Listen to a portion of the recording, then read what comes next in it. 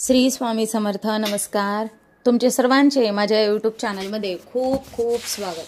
तुमच्या सर्वांच्या इच्छा मनोकामना पूर्ण होत हीच स्वामी महाराजांच्या चरणी प्रार्थना करते आणि आजच्या आपल्या एका नवीन व्हिडिओला सुरुवात करते.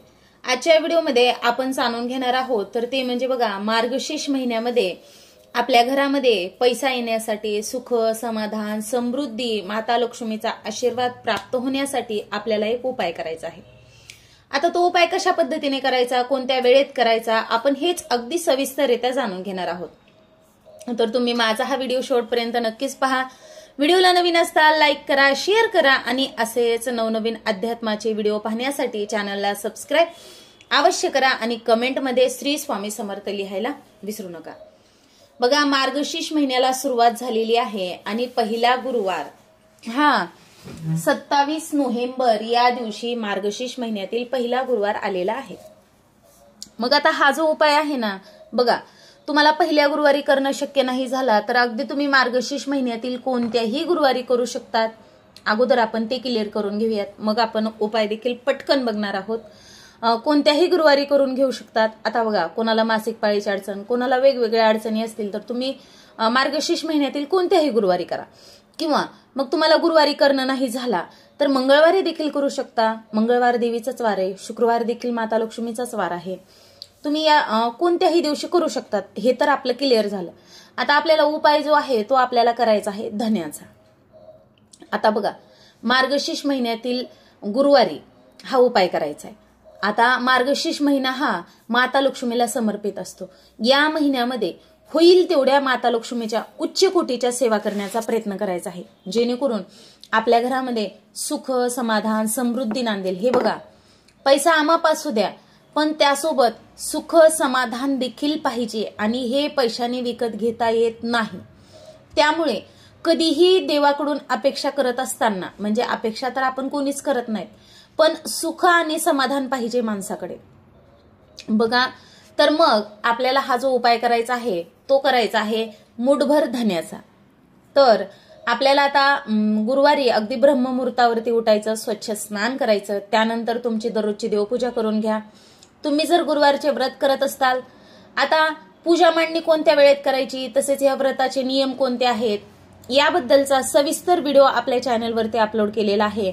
तसेच गुरुवार व्रत पूजा मांडणी लक्ष्मीची ही कशा पद्धतीने पूजा मांडणी करायची हा देखील व्हिडिओ आपल्या चॅनलवरती अपलोड केलेला आहे, तो तुम्ही नक्कीच पहा. तसेच बघा, तुम्ही सकाळी पूजा मांडणी करू शकतात, सायंकाळी केली तिन्ही सांजेच्या वेळेला तरी देखील चालती, असं काही नाही. प्रत्येकाने आपापल्या वैयक्तिक वेळेनुसार नक्कीच पूजा मांडणी सकाळी संध्याकाळी करून घेऊ शकतात. त्यानंतर बघा, आता हा जो उपाय आहे अगदी तुम्हाला उपवास नसला, समजा तुम्ही व्रत करत नसताल तरी देखील करू शकतात. देवघरामध्ये समजा तुमच्या कुलदेवीचा टाक नाही तरी देखील करू शकतात. अन्नपूर्णा देवी तर आहे, लक्ष्मीची मूर्ती नसेल तरी देखील करू शकतात. अन्नपूर्णा मातेची मूर्ती असेल तरी देखील आपण हा उपाय करू शकतो. आता आपल्याला काय करायचं आहे, मुठभर धने घ्यायचे आहेत. देवघरासमोर आसन घेऊन बसायचं. आता ज्यांनी पूजा मांडणी केली त्यांनी तिथं बसलं तरी देखील चालतंय. देवघर पूजा आपली म्हणजे शेजारीच असते, त्यामुळे आसन घेऊन बसायचं. मुठभर धने मग हातात घ्या, उजव्या एका प्लेटमध्ये घेतली आणि ती धन्याची प्लेट हातात घेतली तरी देखील चालते.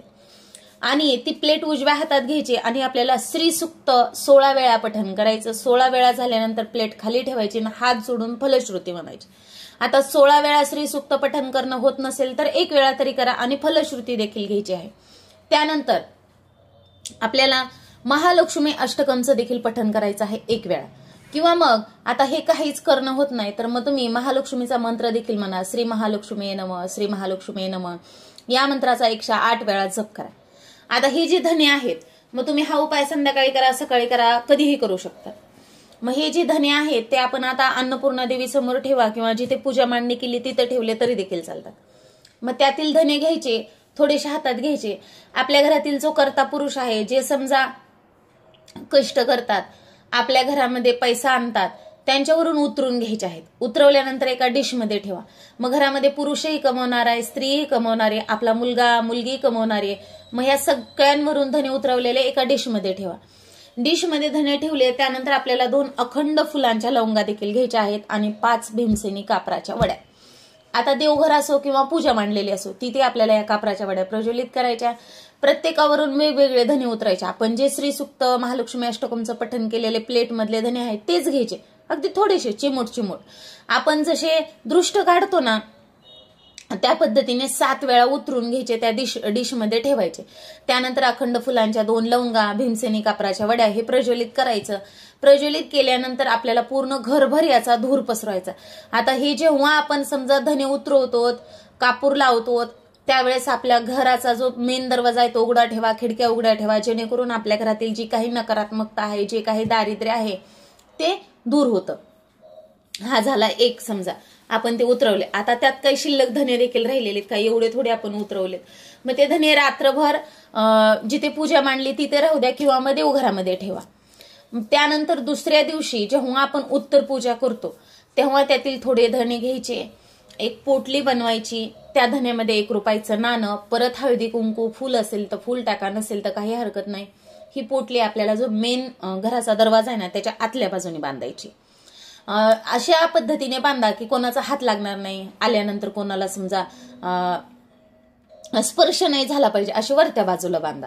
आणि त्यानंतर परत अजून थोडेसे आपले त्यातले धने राहिलेले आपल्याला परत एक पोटली करायची. अगदी बघा, हे जे आपण धने रात्रभर देवघरात पूजा मांडणी केली तिथे ठेवलेत ना, याच्या आपल्याला 3 पोटल्या तयार करून घ्यायच्या. एक दरवाजाच्या आतल्या बाजूने बांधायची, एक आपल्या तिजोरीत ठेवायची आणि एक आपल्या देवघरात ठेवायची. मग आता देवघरात जर तुम्हाला नसली ठेवायची तर अगदी तुम्ही जे तुमच्या घरातील कमवणारे व्यक्ती आहेत त्यांच्या पॉकेटमध्ये ठेवा. आता खिशामध्ये ठेवले तर तुम्हाला कपडे वगैरे धुताना तितकी काळजी घ्यावी लागेल, किंवा मग एक कॅरी बॅग मध्ये दररोज पॉकेटमध्ये ठेवले तरी देखील चालतात. अशा पद्धतीने तुम्हाला आता तिजोरीमध्ये धने ठेवत असताना त्याला देखील आपल्याला पूजा करायची आहे. 1 रुपयाचं नाणं, हळदी कुंकू, फूल, अक्षदान हे तिजोरीमध्ये ठेवा. हा उपाय केल्याने बघा घरामध्ये पैशाची कधीच कमतरता भासणार नाही. माता लक्ष्मीचा कृपा आशीर्वाद प्राप्त होईल असा हा प्रभावशाली उपाय आहे. तसेच जेव्हा आपण हा कापूर प्रज्वलित करणार आहोत, धने, लवंगा याचा सुगंध माता लक्ष्मीला खूप आवडतो. आपल्यातील, आपल्या घरातील जी काही नकारात्मकता आहे ती दूर होईल. आपल्या मागे असलेले जे काही विघ्न, जी काही साडेसाती ती देखील दूर होईल आणि या सुवासानं नक्कीच माता लक्ष्मी आपल्या घरामध्ये प्रवेश करेल. तसेच बघा, गुरुवारच्या दिवशी तुम्हाला उपवास असो किंवा नसो, उपवास असेल तर जिथे पूजा मांडणी करणार आहात तिथे किंवा मग देवघरात आपल्याला एक दिवा लावायचा आहे. आता तो दिवा ना बघा, आपल्याला शुद्ध गाईच्या तुपाचा दिवा लावायचा आहे आणि त्यामध्ये आपल्याला 2 कापसाच्या वाती घ्यायच्या आहेत. त्या दिव्याला देखील बघा हळदी कुंकू लावा, वातींना देखील हळदी कुंकू लावायचं. आणि त्या जी आपण दिवा लावणार आहोत ना त्यामध्ये आपल्याला अखंड फुलांच्या 2 लवंगा आणि भीमसेनी कापराच्या 2 वड्या ज्या आहेत ना त्या कुस्करून टाकायच्या आहेत, जेणेकरून माता लक्ष्मीला हा जो सुवास, हा जो तुपाचा दिवा इतका प्रिय आहे की बघा माता लक्ष्मी तुमच्या घरी पाणी भरेल, एका रात्रीत आयुष्याचं सोनं होईल, पिढ्यानं पिढ्याचे दारिद्र्य दूर होईल. असा हा आपण जे चमत्कारिक उपाय जाणून घेतलेले आहेत, तुम्ही स्वतः उपाय करा आणि मला नक्कीच सांगा. अशा प्रकारे आजच्या व्हिडिओमध्ये अगदी थोडक्यात, काहीच जास्त मला तरी वाटते मी जास्त काहीच लांबण नाही लावलेली व्हिडिओला, थोडक्यात तुमच्यापर्यंत ही माहिती पोहोचवण्याचा मी प्रयत्न केलेला आहे. तर तुम्हाला माझा हा व्हिडिओ आवडला असेल नक्कीच तुम्ही व्हिडिओला एक लाईक करा, शेअर करा आणि असेच नवनवीन अध्यात्माचे व्हिडिओ पाहण्यासाठी चॅनलला सबस्क्राईब अवश्य करा आणि कमेंटमध्ये श्री स्वामी समर्थ लिहायला विसरू नका. झालेली सेवा स्वामी महाराजांच्या चरणी अर्पण करते आणि माझा हा व्हिडिओ इथंच थांबवते. श्री स्वामी समर्थ. जय जय स्वामी समर्थ. धन्यवाद.